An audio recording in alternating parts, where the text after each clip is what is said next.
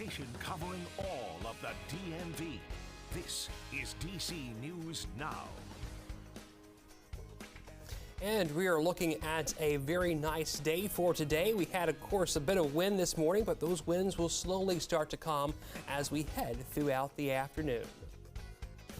All right, coming up this Saturday morning on DC News Now, jury deadlocked. Why this high-profile court case in Maryland is leaving many scratching their heads. We're talking about the now former Pentagon police officer accused of murdering 2 people. There he is. Where that case stands, we got a live report coming up right from the studio. Also, an unconstitutional program, how this city in Northern Virginia is responding after being sued for violating the 14th Amendment. And later on, are you searching for a doctor? Well, you're not alone if it feels like you've waited longer than usual to snag an appointment for health care. So how are lawmakers planning to stop the doctor shortage? We're talking all that and more this Saturday morning on DC News Now, but we begin with a live look outside of our studio, specifically of Reagan National Airport. You see the 14th Street Bridge there in the background as well. Absolutely beautiful day in terms of the sunshine that we're getting. Not so much in terms of the temperature that we are feeling. Mr. Derek Bowen's live there in the Weather Center for us. Derek, give it to us straight. How many layers are we going to need today? You definitely need to bundle up with the layers for today. Temperatures finally made it to 30.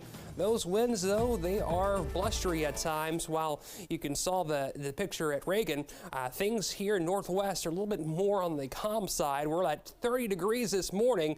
In some areas of D.C., we are seeing temperatures still into the upper 30s. We're seeing, of course, those winds at Northwest at 9 miles per hour. It makes it feel as if we were into the lower 20s. 27 Cumberland, 25 in Hagerstown, 30 D.C. Annapolis this morning, 29 Baltimore, 31 Lexington Park, Fredericksburg, 23 in Kaiser, Woodstock this morning, 27 in Luray. Definitely seeing a pretty chilly morning to start out the morning. We're looking at, of course, those wind gusts anywhere from 10 to 15, even 20 to 25 miles per hour in some portions of the DMV. We're going to see, of course, those winds slowly start to settle down as we head throughout the day today going in to the overnight tonight.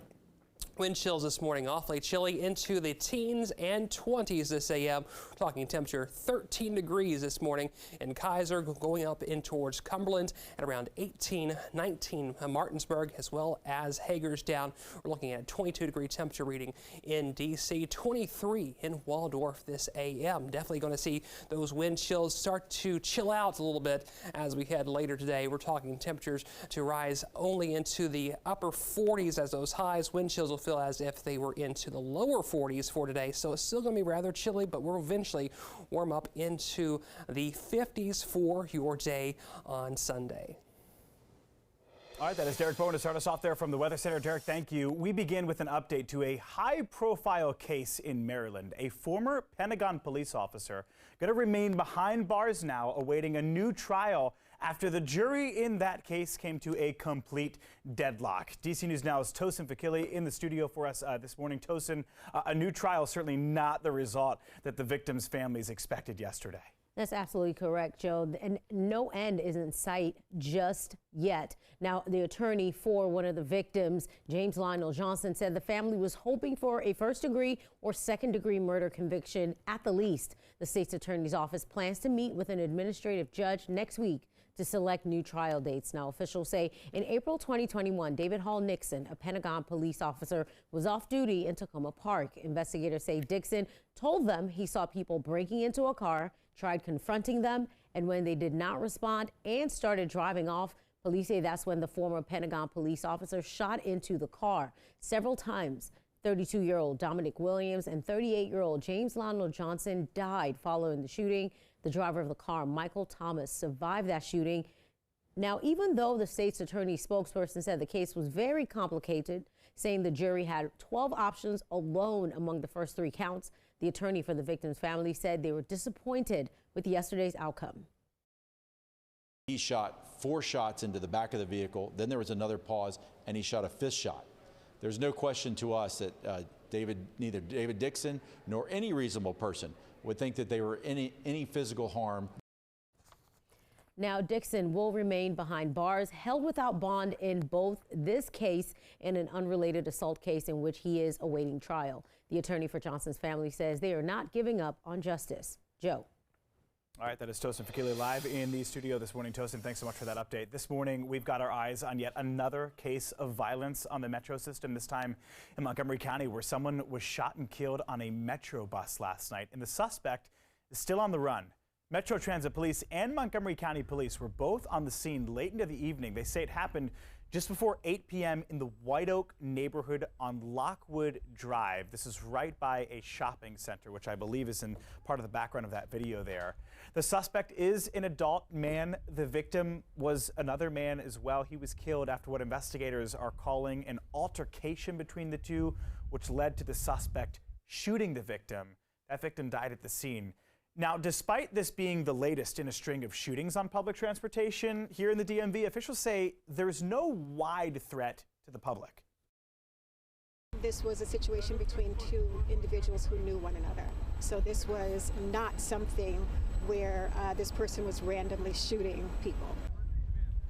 Officials are now urging anyone who was around or especially on that bus to please come forward so they can find the person responsible for this death. Remember, you can always contact police anonymously.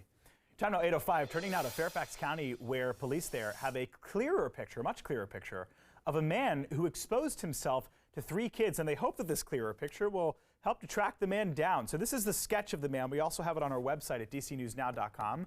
Police say he exposed himself to 3 juveniles just this past week, and last night detectives canvassed the Vienna area, giving out over 600 flyers as they searched for the man. If you recognize him, you're urged to call 911 immediately. Just an absolute tragic update in West Virginia. An 11-week-old infant has died after being swept away by floodwaters. The baby's body was found in a submerged car in Fayette County. This is in the southern part of the state. This was the scene there. Take a look. The mother told authorities she misjudged how deep the water was and tried to drive through it instead. She says the water moved too fast for her to be able to get her child out. Meanwhile, as a result of the flooding, 10 West Virginia counties canceled classes this week. In Lincoln County, floodwaters forced students to spend Thursday night at school. The impromptu slumber party was equipped with pizza, board games, and football tosses in the gym. That's one way to sleep at school. All right, new this morning, fire officials now know the cause of a fire at a Fairfax County townhome that completely destroyed the kitchen. Take a look at your screen there, and left the townhome with over $93,000 worth of damage. Officials say something was left on the burner of the electric range, which ignited after the burner was accidentally turned on, and that's what happened. Well, it appears the Washington Commanders have found a new offensive coordinator, and he's a pretty big name in football. Multiple reports say the team has offered Eric Bieniemy a multi-year deal for the position of assistant head coach and offensive coordinator. It seems the two sides are finalizing details with the expectations of an official agreement that could come as soon as today. So be sure to stay tuned to game night later on tonight on DC News Now for that. Bieniemy has been the offensive coordinator for the Kansas City Chiefs since 2018. In that time, he's helped the team not win just one, but just as we found out last week, 2 Super Bowls. All right, it's 8:08. Let's take it now to Alexandria. A program that was launched to help minority-owned businesses is ending before it even began. After a brief legal battle, the city in Northern Virginia is conceding, saying this program was indeed unconstitutional. It was a program designed only for businesses owned by Black people, Indigenous people, or other people of color. And as Max Marcilla reports, that's why it frustrated a white business owner in Alexandria to the point he sued the city. It's just about politics. It's angering. Kevin Harris, the founder of the Alexandria Minority Business Association, is frustrated. He wanted to help businesses apply for the city's BIPOC Small Business Grant, the program designed only for businesses where Black, Indigenous people of color make up the majority of its ownership, and would have allowed them to access grants worth up to $7,000. It's one of those things, just trying to change about some of the things that have happened historically to right some of those wrongs. But the program is over before it even began. The owner of Tridentis, an engineering firm in the city who is white, filed this lawsuit in January.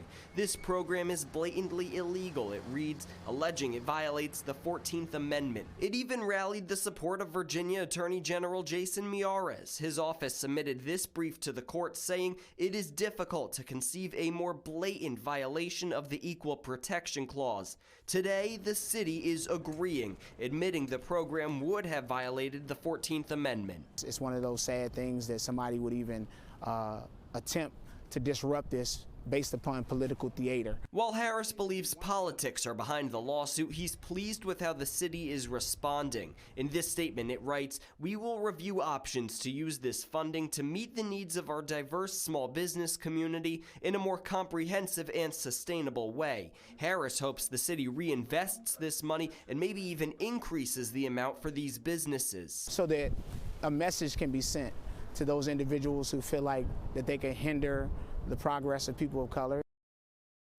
All right, that was our Max Marcillo reporting there. So one of the reasons Harris says he liked the program was because it helped businesses that might not have received funding during the height of the pandemic. Tridentis, which again is that company owned by the man who originally filed this lawsuit, that company did receive not one but 2 grants from the federal government during the pandemic. All right, over to Maryland now, where the state Senate is currently debating a bill that would change how kids are charged for crimes. So right now, minors who are charged with certain crimes are automatically tried as adults. But in this bill, if it becomes law, kids would first be processed, no matter what, in juvenile court. Then, depending on the circumstances of the case, they would then still be charged as an adult. But all of the cases would start in juvenile court first. Well, also in the Maryland General Assembly, a possible new commission being formed to study and understand more about mental health. Senator Melanie Griffith, who represents Prince George's County, says the goal would be to improve how the state handles treating people with mental health struggles and the services that are offered to help them out, especially when it comes to how those services are paid for. The commission would be composed of lawmakers, health experts, insurance professionals, and mental health analysts. Time now is 8:11. We're looking at beautiful sunshine this morning in D.C. Do have not too much going on besides the very chilly weather that is going out and about. We have, of course, those winds from yesterday. They are still blowing today, but things will calm down just a bit as we head later on into the day. Nonetheless, we're seeing temperatures as we head throughout time going to go up into the 60s, if not 70s at some point this week.